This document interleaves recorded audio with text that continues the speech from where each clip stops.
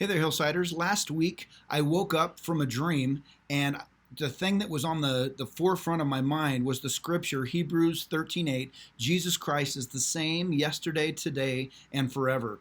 And I think it came out of, I'd been having some conversations with friends, talked to a buddy who's a therapist, and one of the things that came out of that conversation was people are experiencing trials and trouble and tribulation and all the other chaos that kind of seems to characterize the times that we live in. And one of the things that was a contributing factor to that, and a large contributing factor, is being on this roller coaster of information and this roller coaster of where are we today, and finding out that the dot that we look at to say, you are here, kind of remember the map at the mall where you could see, oh, here's where I am.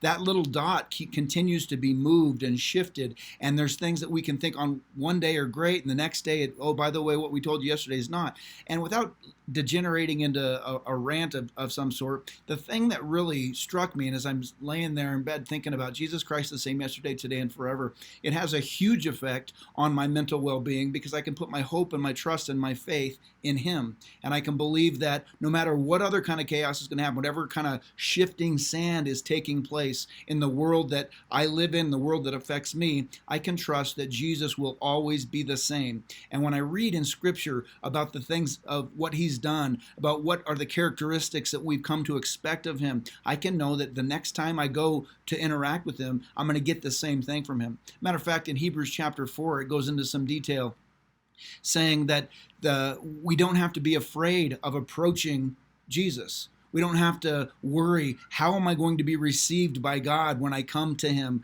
in my point of need? It actually says, I can boldly come before His throne and know that I'm going to be received with grace from Him, because that's who He is. And in the same way, a confident little guy or lady could run to their parent and know that they're going to be received and that their needs are going to be heard about and their needs are going to be met, we can run to our God in Jesus Christ and know that He is going to receive us. And He's not going to be tempestuous. He's not going to be unpredictable. He's not going to be frustrating. He's not going to not have time for us. He's going to receive us with grace.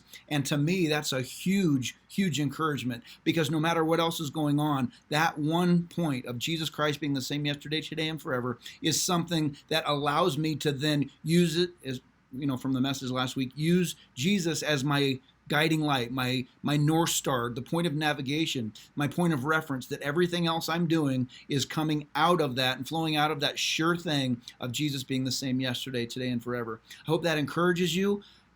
I'm praying that that will be something that goes deep within the core of who you are, and that word that is truth takes root in you and becomes something that bears much fruit, and that you can go forward today with great confidence knowing Jesus, who I read about in Scripture, who I hear about at church, who I get to hear stories and have interactions with people that I know and my friends. I can know that that same Jesus is the same yesterday, today, and forever. The same. Yesterday, this day, and tomorrow. God bless you. Have a great rest of your day.